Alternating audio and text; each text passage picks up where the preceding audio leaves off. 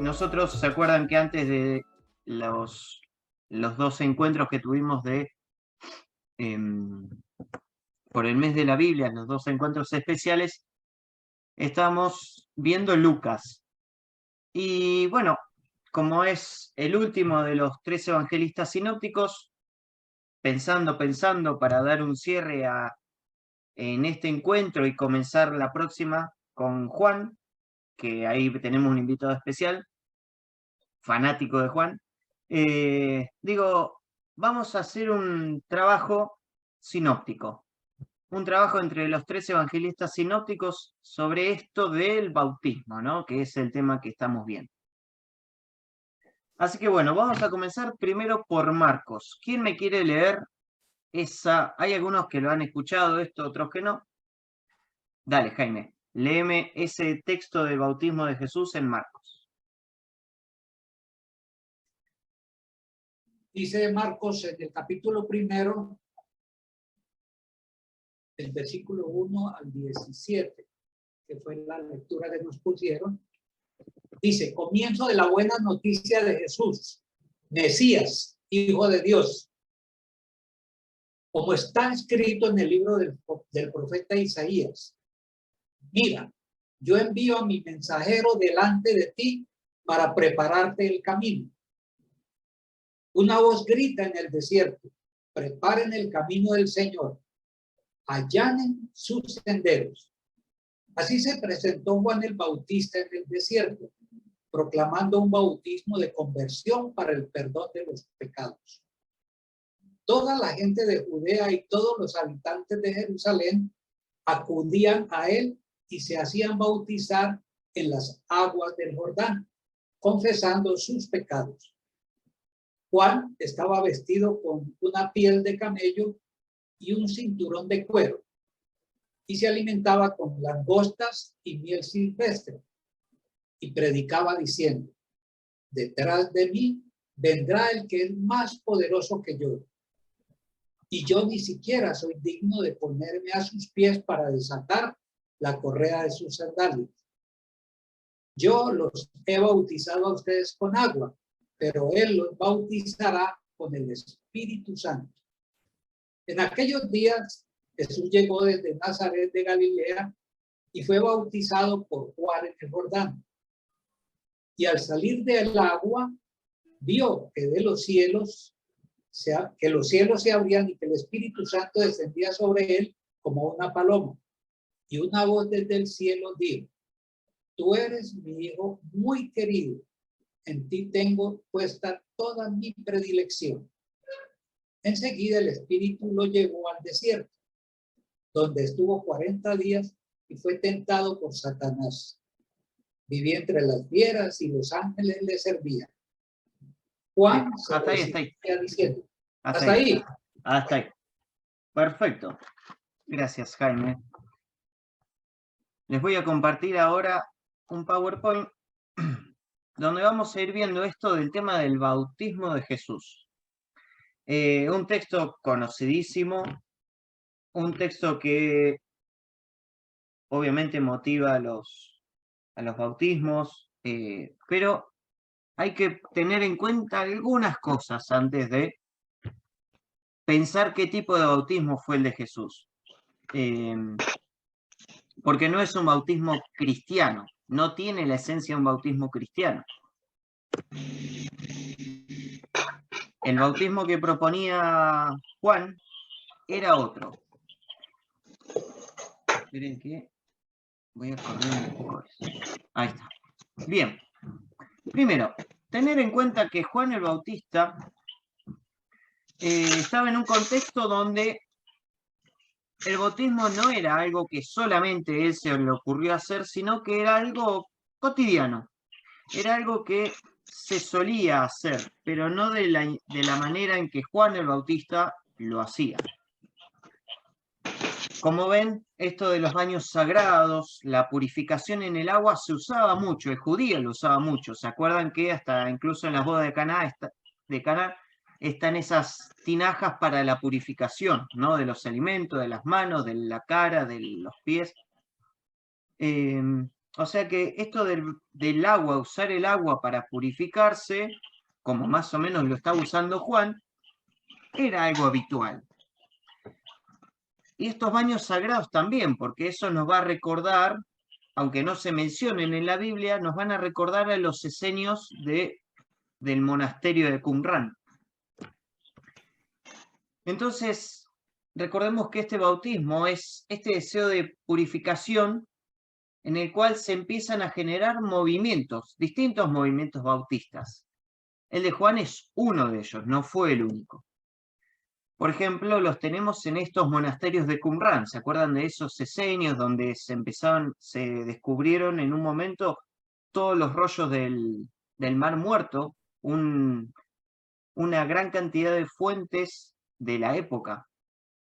Que bueno, más o menos ubicándonos geográficamente, ellos tenían estos baños rituales, tenían este procedimiento, estos rituales de purificación en piscinas, y más o menos nos ubicamos en Qumran, a unos 20 kilómetros de donde Juan estaba bautizando.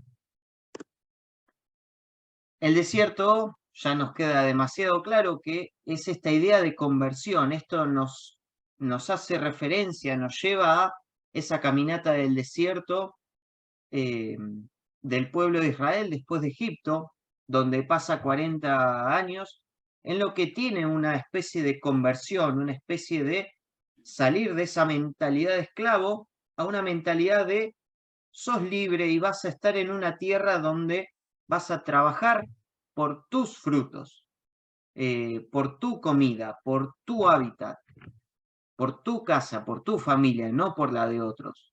Y vas a ser libre, ¿no? Entonces, esto de siempre el desierto se usa para esto de el retirarse, para un encuentro con Dios, donde no hay nada y solamente está Dios.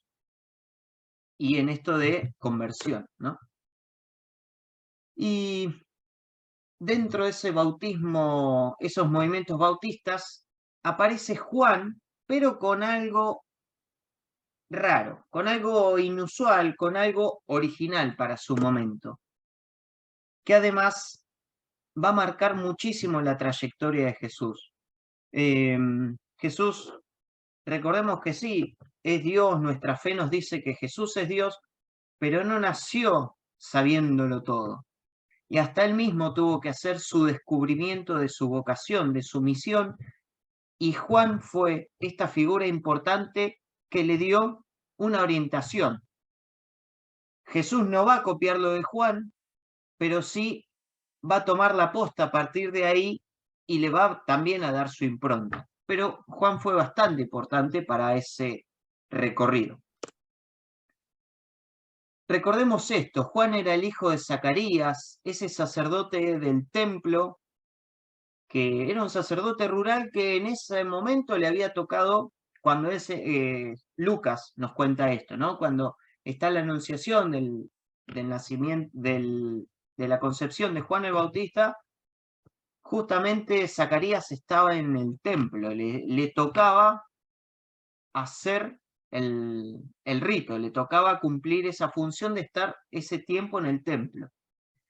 Obviamente que si Juan era hijo de Zacarías, de estos, no sé si era saduceo o levita, le tocaba suceder a su padre, seguir con esta función, con esta profesión de ser sacerdote del templo.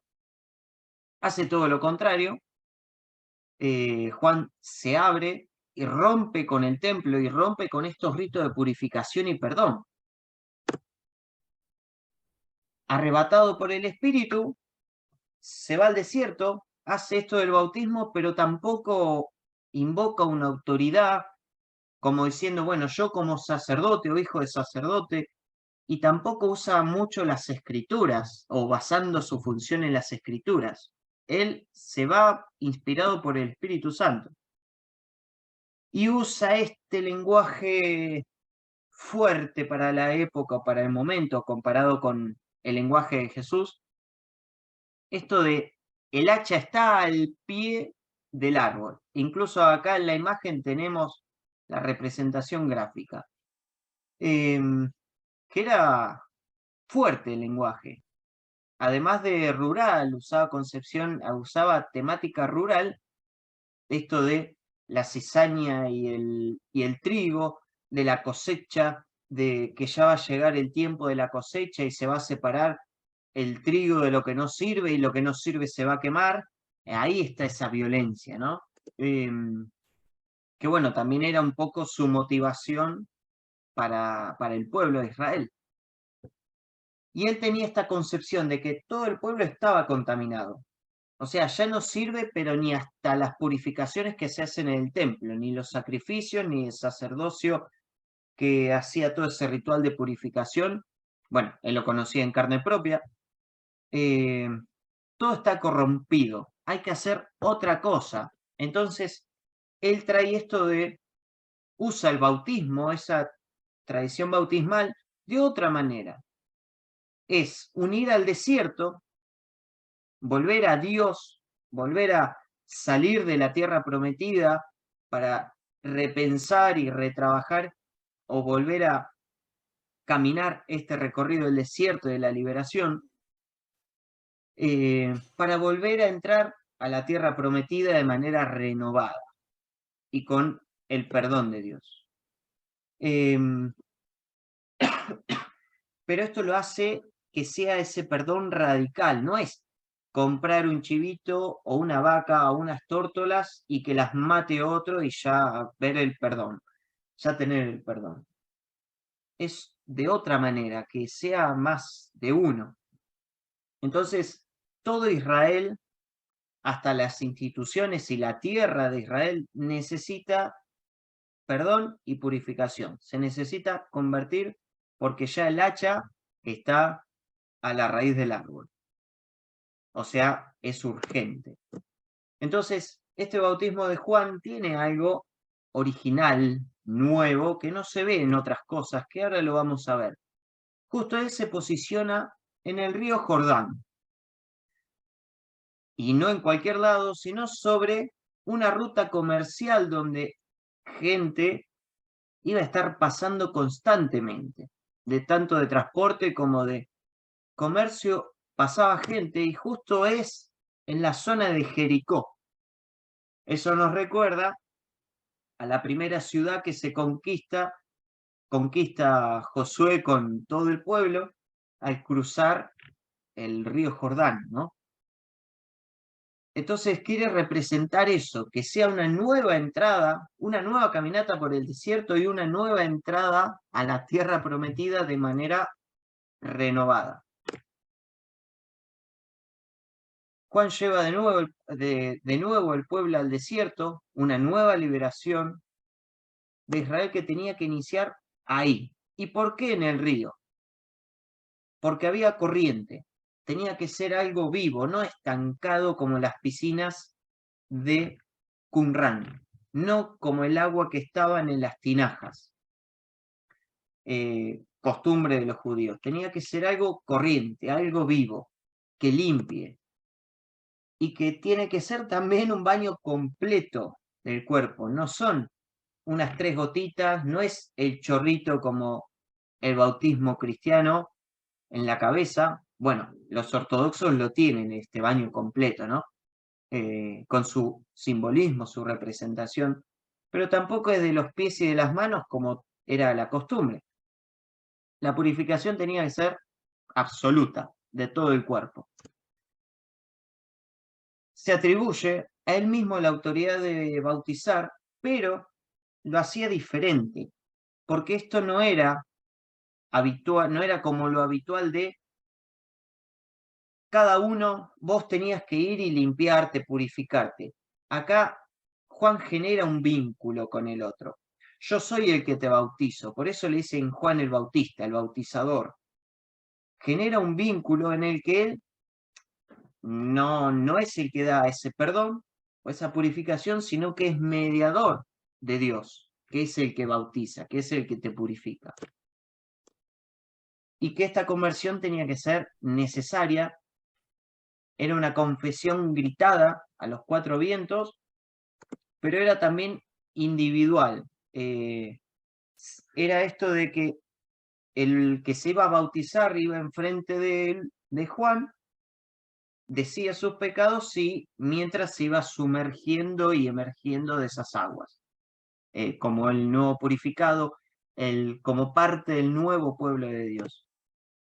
Y obviamente que incluye el perdón de Dios en esto. Pero, ojo, hay que dividir, hay que tener en cuenta dos cosas. Dividir que no es el bautismo cristiano que tenemos hoy en día, porque no es un rito de iniciación y tampoco es un rito para un grupo cerrado como era en el Qumran, como eran en los monjes del Qumran. Y tampoco es un sacramento, no era un sacramento, era un rito exterior, una representación de esa purificación de volverse parte del nuevo pueblo de Dios. Pero tampoco tiene la eficacia de nuestro sacramento bautismal, como el cristiano, ¿no? Y acá el bautismo de Juan tenía dos partes, comprende dos partes. Una preparación, que es la que le incluye a él, o la que él se hace cargo, que es en el desierto, y él la lleva a cabo. Pero después va a haber otro bautismo, que es de fuego y del Espíritu Santo, que este de fuego es lo que va a hacer a plenificar todo. Tenés la preparación, pero después eso se va a volver pleno. Y bueno, tampoco le atribuye a un Mesías, o que va a decir que el Mesías va a traer este bautismo de fuego. Él le atribuye a alguien más poderoso, más fuerte que él, que no tiene ni él mismo la capacidad, ni esto de poder, ni la dignidad de desatarle las sandalias a ese, que no dice Mesías, no lo nombra. Y ni él sabía quién vendría. Solo dice esto, que ha de venir y que es más fuerte que él, y que es este mediador definitivo. Y también esto del bautismo en el Espíritu Santo, una fuerza transformadora, una efusión vivificante de Dios que va a representar una nueva alianza. Esta nueva alianza, más perfecta, más eficaz, más personal, más de adentro, no tanto de leyes, sino de una conversión personal de uno mismo, ¿no? Pero acá hay un pequeño problema que vamos a empezar a descubrir, que los evangelistas sinópticos lo tratan de ir arreglando, pero bueno, ya lo vamos a ver. Primero, no podemos dudar que el bautismo de Jesús fue histórico. Existió un Juan, existió un Jesús, que está incluso registrados en textos por fuera del cristianismo, o sea, hay fuentes no cristianas que ya ahí te confirman que esa persona existió, pero no pierde, por supuesto, su ser buena noticia, que trajo ciertos problemas a las comunidades que estaban enviando. Recordemos que Marcos dice estas tres cosas. Los cielos se abrían, y eso hace referencia a este tercer Isaías, donde el tener la concepción de un cielo cerrado es que la humanidad no está pudiendo tener una relación con Dios. Dios no está teniendo una relación recíproca con la humanidad. Y ahora el cielo se abre, se rompe el cielo y se abre, y ahí es donde entra este vínculo de nuevo entre Dios y la humanidad. El Espíritu Santo desciende sobre él como una paloma, sobre Jesús como una paloma, dice el texto de Marcos, haciendo referencia a el texto de Joel. Dios derramaría su espíritu en el fin de los tiempos. Acá nos está diciendo que hay un cambio de era, de época. Pero ojo, el espíritu no viene a causa de, como consecuencia del bautismo de Juan, porque no es un sacramento. Viene después, por otro motivo. Recuerden eso, yo los bautizo con agua, pero él los bautizará con el Espíritu Santo. Pero no es que viene el Espíritu Santo porque Juan lo bautizó, aunque haya sido después. Y después sigue Marcos diciendo, una voz desde el cielo dice, tú eres mi hijo muy querido, en ti tengo puesta toda mi predilección, en la que nos hace referencia a otro texto de Isaías. Este es mi servidor, a quien yo sostengo, mi elegido en quien se complace mi alma. Yo he puesto mi espíritu sobre él para que lleve el derecho a las naciones. O sea, ya Marcos nos está diciendo quién es este y que este es el cambio de era que se estaba esperando, el fin de los tiempos. ¿Alguna pregunta hasta acá? ¿Alguien tiene alguna duda o algo para agregar?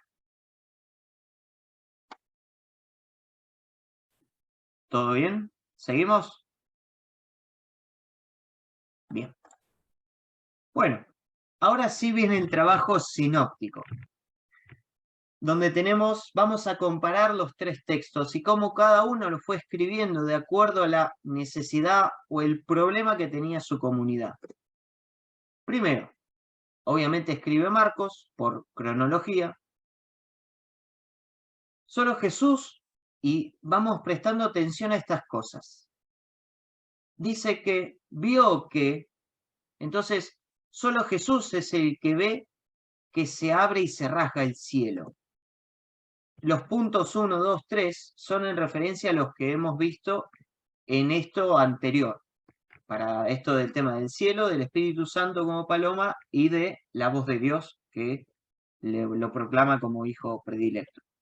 Entonces, 1, solamente ve el cielo que se rasga Jesús. 2, solamente Jesús ve descender sobre sí mismo al Espíritu Santo. Y 3, Dios se dirige solamente a Jesús, directamente a Jesús.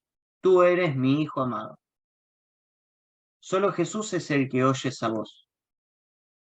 Recordemos que Marcos, la importancia en Marcos está esta identidad de Jesús, ¿no? El secreto mesiánico, de que no lo reconoce el mundo. Jesús viene, dice todo, pero el mundo, la humanidad, los que lo están escuchando ahí, ¿y quién es este? Y están todavía hasta el pie de la cruz y hasta que no llega la resurrección no entienden nada, no lo identifican. Entonces, esto nos da referencia a que Jesús es el único que está conociendo ese secreto, ¿no? Esa identidad que él tiene, que trata de hacerle entender, pero bueno, la capacidad humana a veces nos limita demasiado. Y acá se arma el escándalo. Si Juan bautiza a Jesús, ¿no sería inferior? Y si Jesús se tuvo que bautizar, ¿eso no lo haría pecador como cualquiera de la humanidad? Entonces, ¿qué es lo que tiene diferente Jesús? Obviamente tendría que ser al revés. Si Jesús es el que trae todo esto, Jesús tendría que entrar en el agua y haberlo bautizado a Juan, y no sé si después que siga Juan o Jesús bautizando. Pero bueno, acá nos encontramos con un problemita que empezó a tener la comunidad cristiana de los orígenes, que es cruzarse con comunidades juaninas. Y quiero separarlo porque no estoy hablando de las comunidades joánicas de Juan el Evangelista, sino Juan del Bautista. En torno a Juan el Bautista se había armado un grupo de discípulos, del cual Jesús perteneció.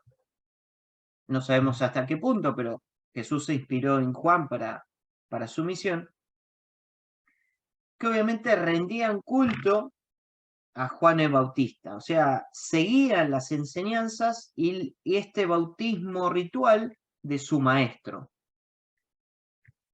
Entonces, esta comunidad juanina, ante lo que promulgaba el cristianismo de los orígenes, le decía, pará, entonces, si nuestro maestro bautizó el de ustedes, el nuestro es superior.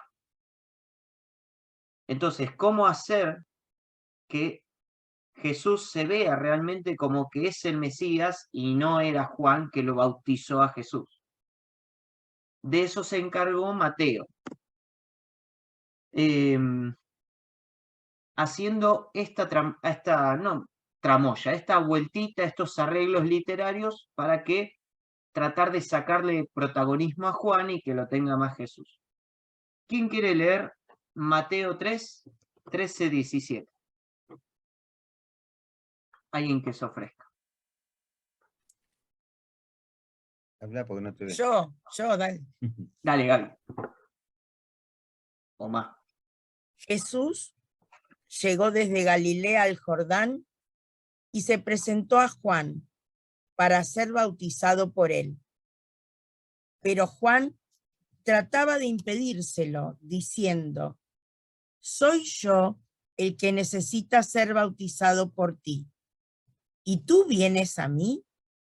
Jesús le respondió: déjalo así, pues ahora conviene que cumplamos todo lo dispuesto en el plan de Dios. Entonces le dejó. En cuanto Jesús fue bautizado y salió del agua, de inmediato se abrieron los cielos. Vio al Espíritu de Dios que bajaba como una paloma y descendía sobre él. Entonces, una voz que salía de los cielos dijo: este es mi Hijo amado, en quien me complazco. Bien. Ahí, si lograron percibir, ya hay algunos cambios con Marcos. De algunas palabras, algunas situaciones, escenas. Como vemos, Mateo trata de mostrar a un Juan que se niega. Lo reconoce y no quiere bautizar a Jesús. Soy yo el que tendría que estar bautizado.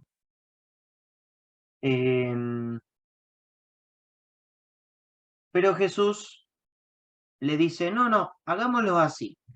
Dios quiere que vos me bautices a mí. Es deseo de Dios. No, acá no es que yo te voy a bautizar a vos o que vos no me vas a bautizar a mí. Hagámoslo como Dios quiere. Bueno, se hizo. Jesús aparece en esa escena cargando con los pecados de todos, incluso en las anunciaciones, tanto de Mateo como de Lucas, es quien va a salvar a su pueblo de todos sus pecados. Y vamos ahora al punto 1 y 3, que serían, recordemos, la apertura de los cielos y el punto 3, la voz que se oye. Punto 1, el cielo que se abre lo perciben todos, lo ven todos. Y punto 3, Dios ya no dice tú eres mi hijo, sino dice este es mi hijo. Entonces ahí nos hace notar que le está hablando al resto para que vea que Jesús es su hijo, en quien tiene puesta toda su predilección. Punto 2. Solamente Jesús es el que ve descender en esta ocasión a el Espíritu Santo. Vio al Espíritu Santo descender. Pero bueno, estos arreglos literarios no terminaban de convencer. Juan seguía siendo el que bautizó a Jesús. Se seguía viendo como o teniendo este concepto de inferioridad. Entonces, ahora le tocaba el turno a Lucas arreglar esa situación. ¿Quién quiere leer Lucas 3, 21 a 22? Este es más corto, más simple.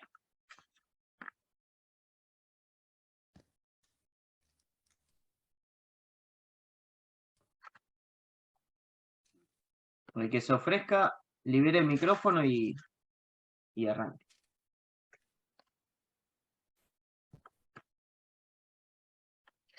Bueno, cuando todo el pueblo se hacía bautizar, Jesús también fue bautizado. Y mientras permanecía en oración, se abrió el cielo, y el Espíritu Santo bajó sobre él en forma visible, como una paloma.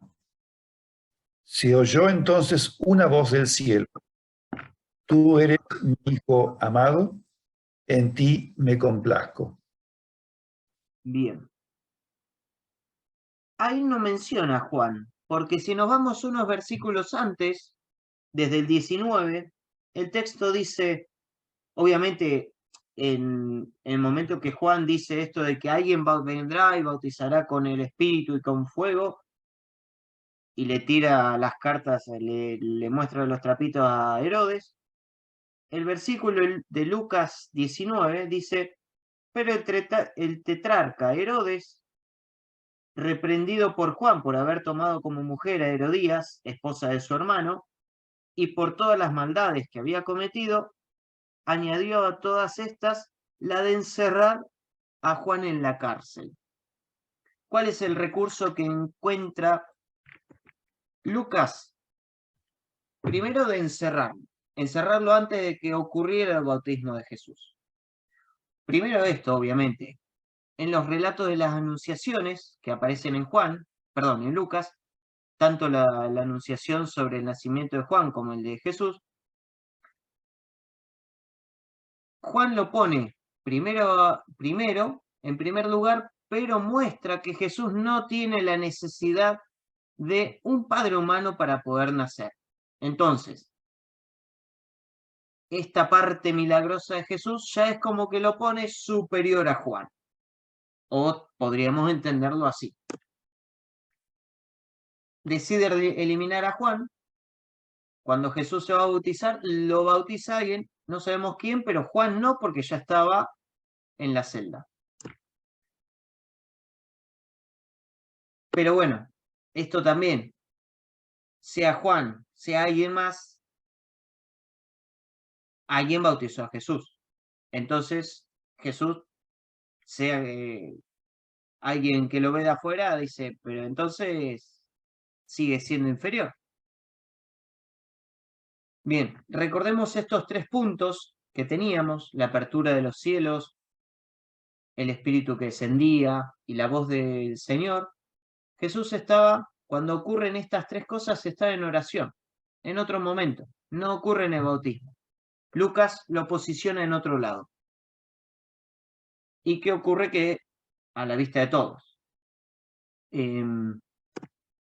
Pero bueno, no convencía porque ese sujeto X siguió bautizó a Jesús. Alguien lo hizo. Entonces, si Jesús se bautiza, es inferior. Porque compartió la condición de todo el pueblo. Entonces, acá hay que ver esto. Estas comunidades juaninas, no es Juan el Evangelista, sino Juan el Bautista, tuvieron una importancia bastante grande en la época, un movimiento bastante grande, incluso hasta fue bastante competitivo con la iglesia naciente, con el cristianismo naciente. Vamos a esos textos de Hechos 18, 24, 25 y de Hechos 19, 1, 3, que vamos a ver que aún así, en estas primeras comunidades que ya estaban, seguía existiendo estas comunidades discípulas de Juan el Bautista.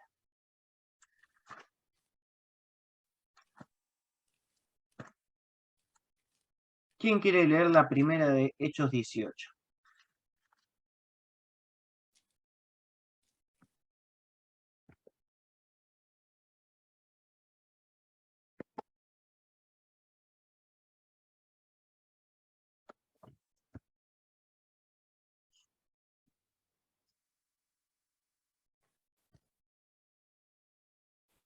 ¿18 cuánto? Se escucha bajito, Lili. 18, 24, del 24 al 25. Esos 2 versículos nomás. Se escucha bajo. ¿Ahora? Ahí un poquito mejor. 24, 25. Sí, sí, sí. Estoy con la Biblia de estudio. Bueno. Por aquel tiempo llegó a Éfeso un judío llamado Apolo, que era de la ciudad de Alejandría. Era muy elocuente y conocía muy bien las escrituras. estaba instruido en el camino del Señor y hablaba con mucho entusiasmo, enseñando con claridad acerca de Jesús, aunque solo conocía el bautismo de Juan. Bien, fíjense entonces que hay gente que todavía, a pesar de que Juan había sido eliminado, seguía siendo discípula y seguía haciendo este mismo proceso del bautismo de purificación. Y ahora vamos, les voy a leer Hechos 19:1-3. Seguimos con este Apolo que aparece, ¿no? Mientras Apolo estaba en Corinto, Pablo atravesó las regiones altas y llegó a Éfeso. Allí encontró a algunos discípulos y les preguntó, ¿recibieron el Espíritu Santo cuando aceptaron la fe? Ellos respondieron, ni siquiera hemos oído decir que existió un Espíritu Santo. Él les volvió a preguntar, ¿qué bautismo recibieron? Ellos contestaron, el bautismo de Juan. Entonces, vemos ahí que hay comunidades juaninas que siguen existiendo, que siguen practicando este bautismo, pero bueno, siguen con la enseñanza de su maestro, que era una purificación, una preparación, pero no era este bautismo del Espíritu Santo y del fuego. Hasta incluso, como ven ahí, amenazó bastante en esta competencia el avance de las comunidades cristianas. Y ahora llega el Evangelio de Juan, que nos va a mencionar, o no, vamos a ver cómo Juan, ya salimos de lo sinóptico, vamos a ver cómo Juan arregla este asunto de si Jesús era inferior a Juan, por qué Jesús se bautizó, por qué era pecador, entonces Jesús sí se bautizó. Juan intenta responder de una manera inteligente.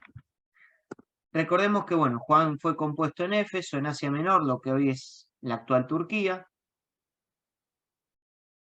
Y en su introducción, en esa hermosa introducción, en ese prólogo de Juan, nos dice, el Bautista no era la luz, ni el Mesías, ni Elías, ni el profeta esperado. Tampoco que hizo milagros, sino que él no era la luz, sino el testigo de esa luz. Ya ahí da cierta autoridad a Jesús, que incluso también recordemos que esa parte del prólogo, Juan utiliza muchísimo esto de este texto de el libro de la sabiduría, donde se habla de la sabiduría como una creación, una personificación, una entidad que existía con Dios desde antes del tiempo, desde antes de la creación, desde antes de todo, que fue testigo de la creación.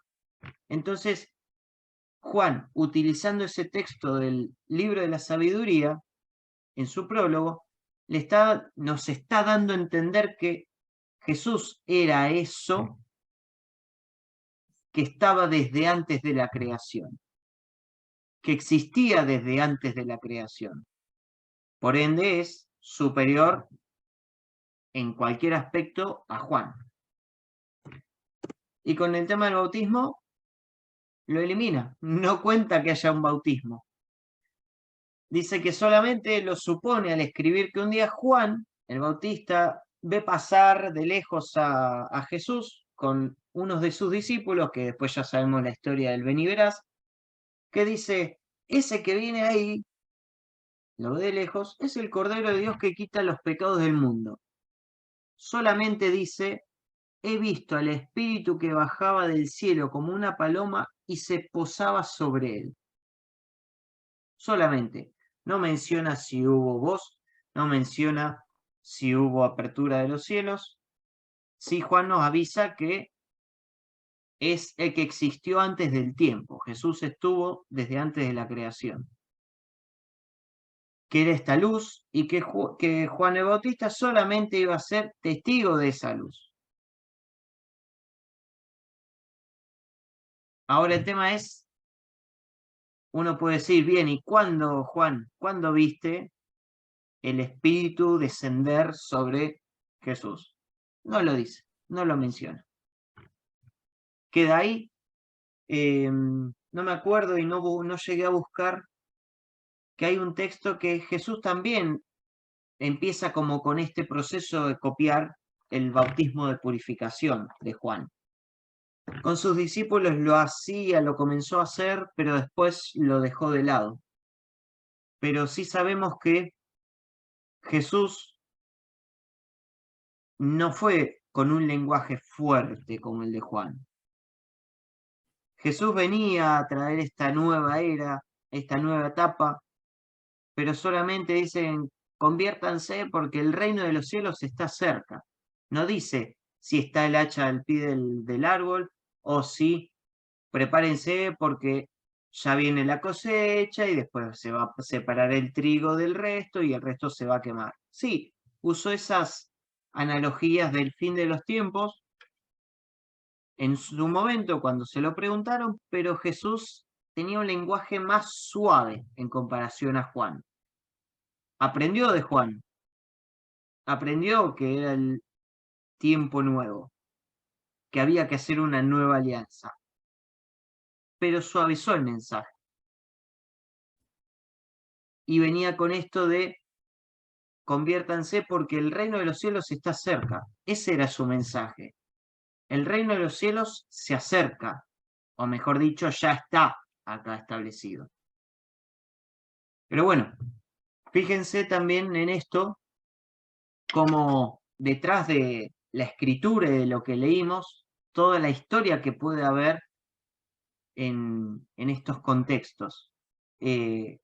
Cómo también se ha motivado por ahí a escribir una cosa en comparación a otra, y cómo se puede hacer este trabajo sinóptico para entender por qué uno escribió algo y después el otro cambia esa versión, capaz que porque escuchó otra versión, o podemos pensar simplemente porque no era el mensaje para esa comunidad. No es lo mismo la comunidad pagana de Marcos o romana de Marcos que la comunidad judía de Mateo, o estas comunidades mezcladas de Lucas. Y ya vamos a ver Juan también, lo heterogéneo que era la comunidad joánica. Lo digo así para que sepan que es la comunidad de Juan el Evangelista. Ya eso lo vamos a ver más adelante. ¿Alguna pregunta, alguna duda hasta acá? ¿Algo que quieran preguntar o comentar?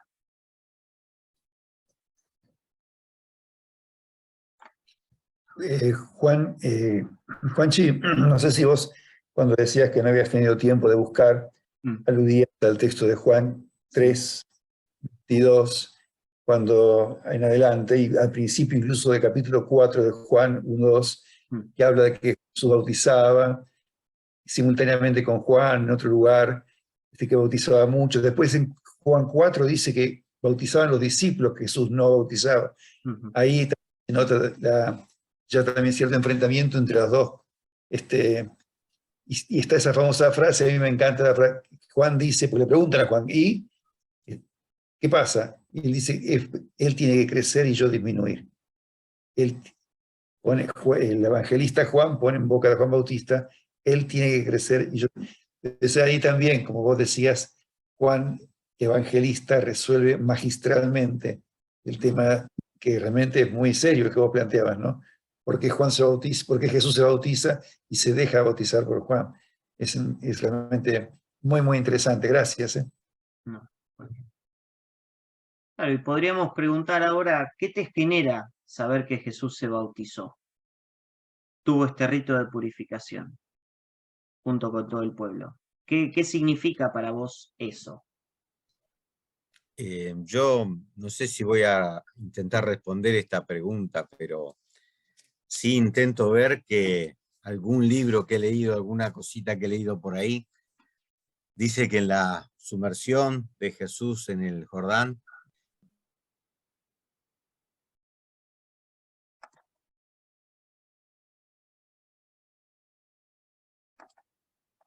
ha purificado, ha preparado el agua para todos los bautismos que el cristianismo después utilizaría, ¿no?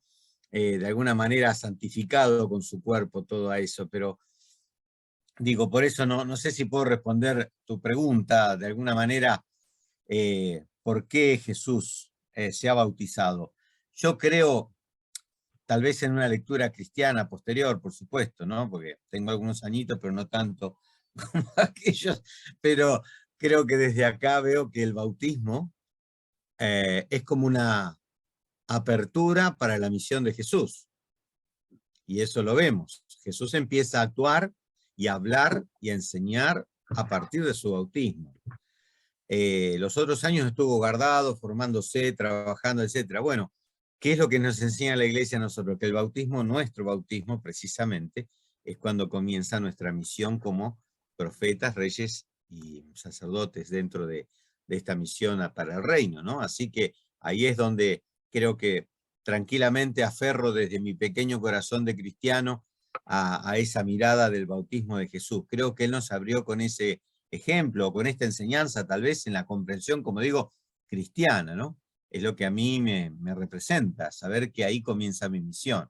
Y qué importante es poner después, cuando justamente hace unas semanas atrás, en mis aulas estábamos hablando de los sacramentos con los pibes de quinto año, y yo lo hacía una comparación, una analogía, la cual no quiero captar mucho tiempo en esto, porque vamos a otro punto, pero digo, todos los sacramentos tienen que ver con esa misión, porque uno nos abre la misión, el otro nos santifica, nos fortalece, el otro nos alimenta, el otro nos vuelve a restablecer, y el otro, bueno, ya, o sea, es como que en una misión especial, ya sea matrimonio, orden sagrado, o sea, todo va revestido de una misión. O sea, desde nuestro propio nacimiento hasta el final, ¿no? Bien, no copo más la palabra, gracias. Sí, ¿Puedo? sí. Libere el micrófono y hablen. Esto es suyo el café. Ahora. No sé, ¿alguien había empezado a hablar? ¿Jaime? ¿Había empezado a hablar? Ah, bueno. Contar algo acerca de este significado del bautismo, llevándolo pues a otro plano. Yo trabajé 34 años en una institución de formación técnica. Yo recuerdo que cuando se iban a graduar los chicos en mecánica automotriz, después de que le entregaban su diploma, tenían que hacer un bautismo de aceite. ¿En qué consistía ese bautismo? En que le enlodaban las manos totalmente de aceite y luego tenía que limpiarse. Ese era como, pues, no sé, no tiene nada que ver con esto, pero tiene algún significado desde el punto de vista de lo que es, tiene que hacer más adelante en su profesión. Y también recuerdo que hace unos 40 años yo hice un curso de electricidad aeronáutica con una empresa colombiana que se llama Avianca. Y resulta que eran los chicos que se graduaban como mecánicos de aviación, les hacían un bautismo muy severo. Era bañarlos en un líquido que llamaba Skydrol, que era muy Abrasivo. muy duro. Entonces eso ardía los ojos tremendo, pero tenían que hacerlo. De lo contrario, pues no podían ejercer como mecánicos, ¿cierto? Entonces, es algo significativo que tiene que ver, como lo que decía Alfredo ahora, con lo que va a ser la misión de esa persona más adelante. Quería solamente anotar eso pues como una anécdota.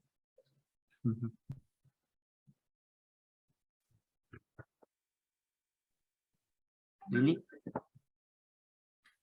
Ya está, Jaime. ¿Listo? Bueno, a mí me hace pensar en que esto forma parte de la encarnación, el bautismo. Está totalmente Jesús, así como se ha narrado antes que, mejor dicho, Pablo, ¿no? Olvidándose de su condición divina, ¿no? y vino a vivir acá y se encarnó. Entonces, el bautismo, no sé, de pronto en la lectura que hemos hecho, me hace pensar en ese estar metido de tal manera y comprometido de tal manera con toda la realidad de la humanidad, que también lo asume, también se mete en ese rito, bueno, y posibilita la manifestación, terminar de darse cuenta y arrancar, es decir, poner en marcha, poner en primera y salir a su misión. Entonces, ese detalle, simplemente eso, no hace falta que lo deshilache más, porque me parece que el contenido lo tenemos todo, lo que significaría. Pero bueno, me hizo pensar a la hora de hacer así en síntesis, ya lo había pensado con todos esos términos que más o menos Héctor desplegó, ¿no? Asumir el pecado de toda la humanidad de todos los tiempos, la purificación de las aguas, de todos los bautismos, a ver, ¿cómo podría decir? El toque de eternidad, el toque de divinidad que Jesús pone en todo lo creado, ¿no? En toda la creación, como que queda expresado en ese someterse, por decirlo entre comillas, o aceptar, ser parte de ese pueblo, de tal manera que acepta el rito del bautismo. Que tiene tantas lecturas para nosotros, ¿no? Porque el arrancar con la misión, todo lo que decía Héctor recién, ¿no es cierto? Bueno, eso, solo eso. Sí, yo la verdad es que comparto lo que dicen, pero lo primero que pensé es que es un gesto de humildad, de sencillez, de humildad sobre todo, ¿no? De hacerse pequeño, de hacerse uno más, y eso es lo que me asombra, porque realmente podría no haberlo hecho. O sea, no era necesario, me parece, por ahí. Así lo entiendo.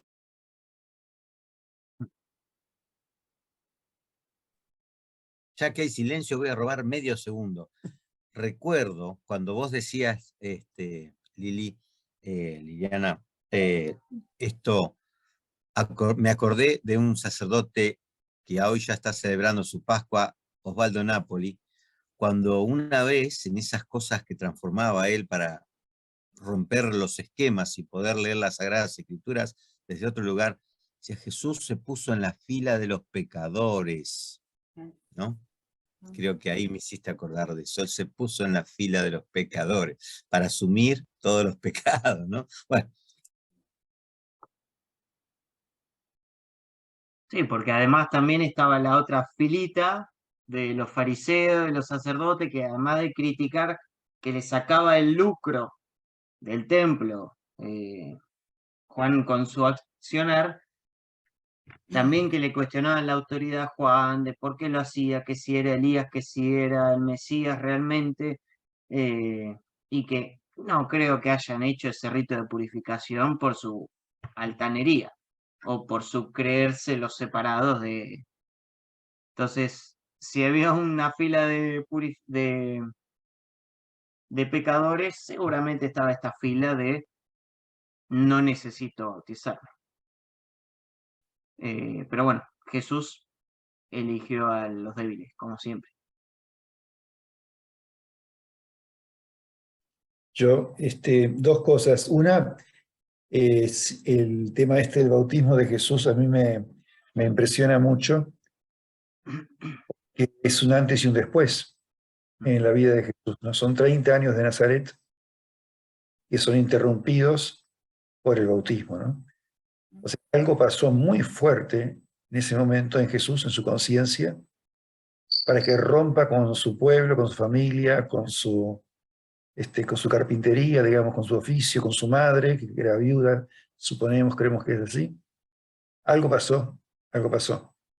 Incluso romper también con Juan, porque de alguna manera también deja de ser discípulo de Juan, ¿no? O sea, eso me impresiona.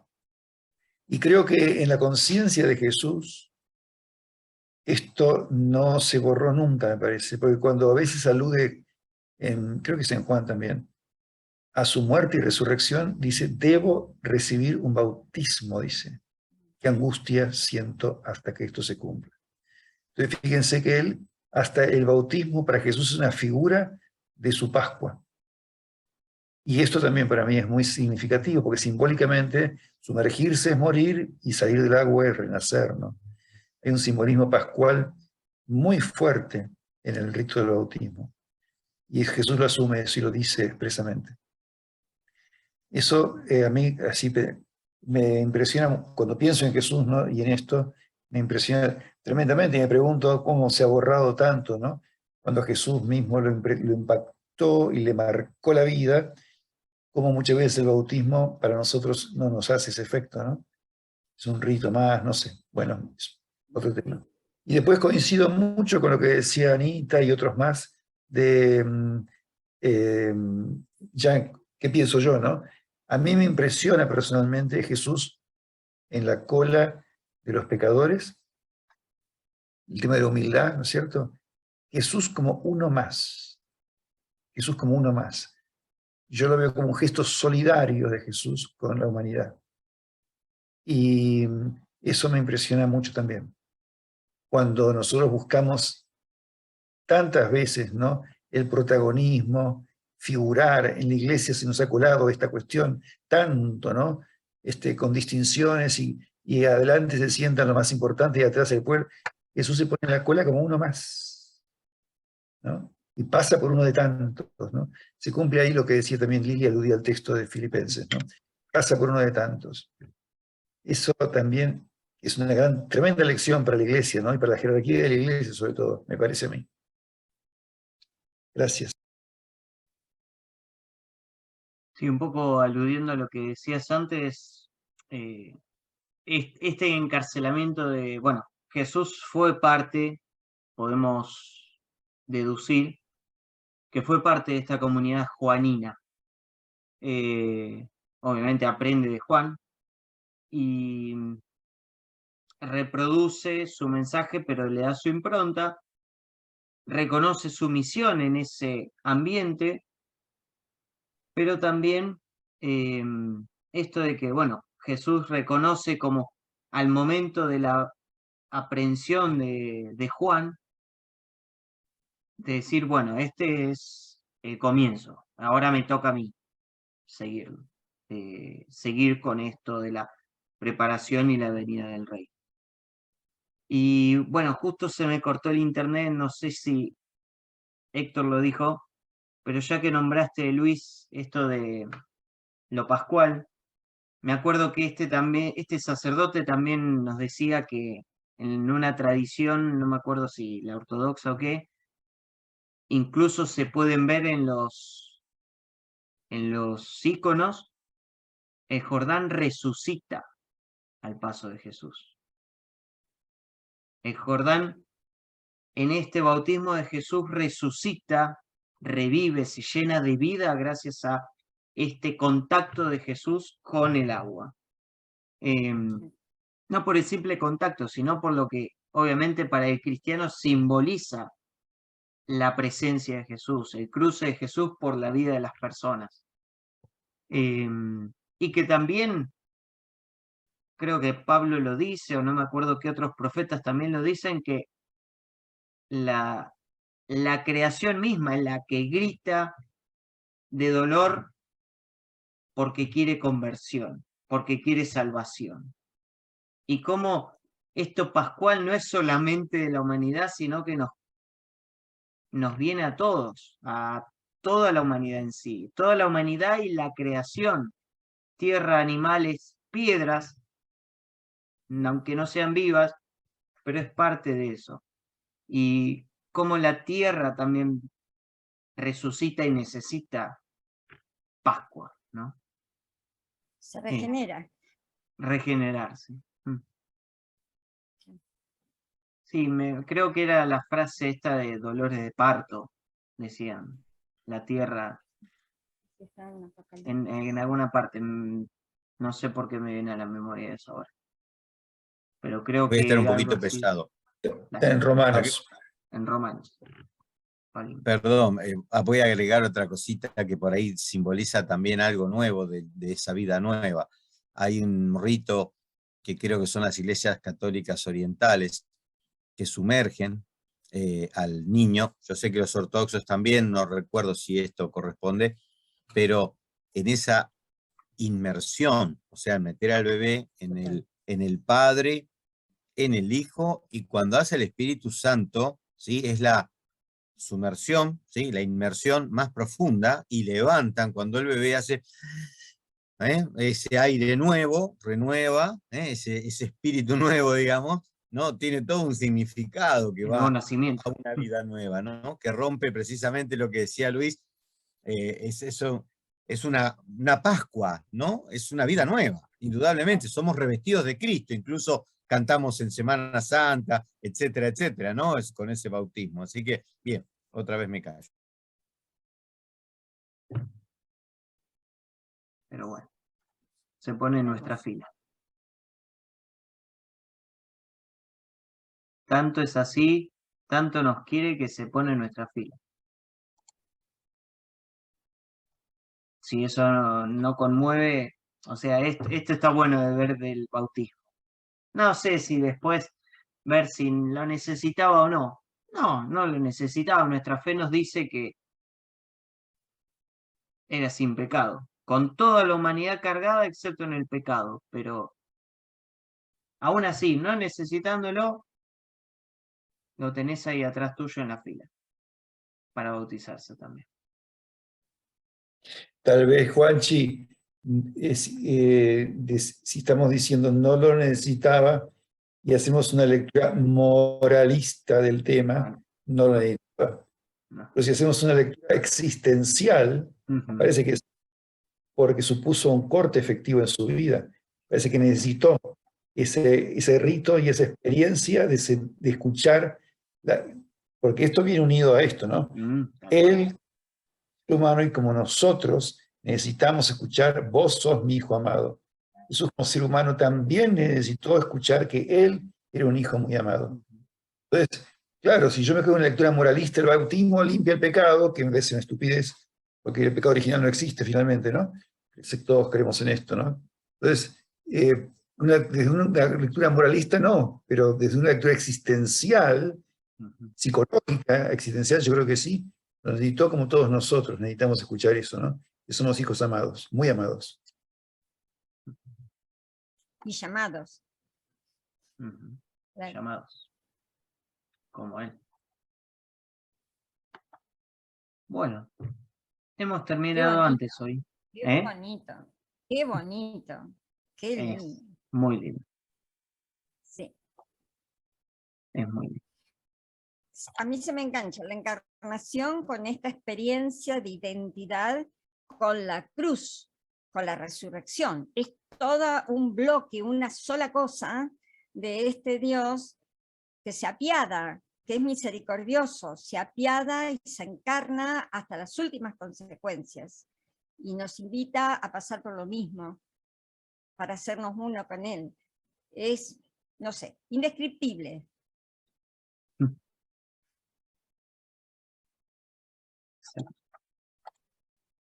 Sí, que también, a vos, que también es esto de cruzar, ¿no? De una parte a otra, cambiar de lugar, traspasar, hacer un paso.